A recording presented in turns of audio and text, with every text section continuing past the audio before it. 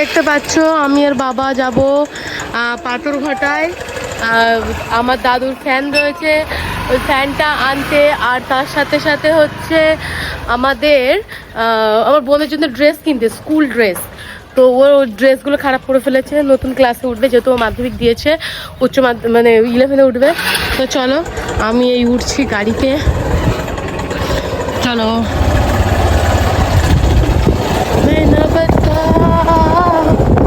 এটা হচ্ছে আমাদের কালীতলার মাঠ, এটা দেখে নাও সবাই। এটা হচ্ছে আগে এরকম জঙ্গলটা ছিল, এটা আনন্দের দোকান। ঠিক আছে, আজ থেকে 10 বছর পরে এখানে লোকজন রয়েছে। এটা হচ্ছে সন্তুর,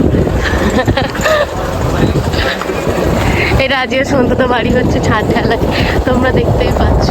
ঠিক আছে, আজ থেকে 10 বছর পরে এই ভিডিওটা যখন খুলবো তখন সবাই দেখবে। এটা হচ্ছে আমার মামার বাড়ি। ঠিক আছে, এরা এখন বাড়ি রয়েছে তালা মারা।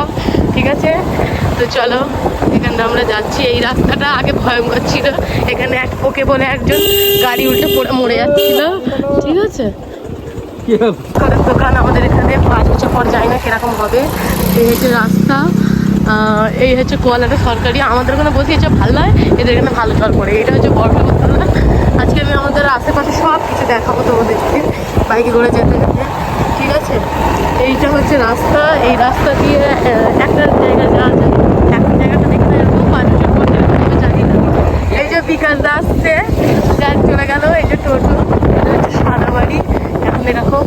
এটা হচ্ছে আমাদের ওখানে একটা বাড়ি, আজ এরকম, তোমরা 5 বছর পরে দেখবে কিরকম। এই যে এই জায়গাগুলো এখন ফাঁকা আছে, এগুলো সব ফাঁকা আছে। 5 বছর পরে এভাবে দেখবে। এটা সাহিত্যিকাদের বাড়ি, এটা হচ্ছে ডিএসপিদের বাড়ি। এখন আস্তে জঙ্গল আছে, 5 বছর পরে দেখা যাবে এখানে কাটবে কিনা।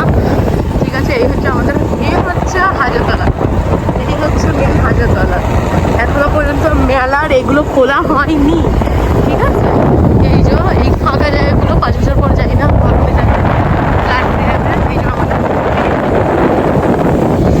মন্দির, আর এই যে রাস্তা হাজারতলার, এটা হচ্ছে আমাদের হাজারতলার মন্দির।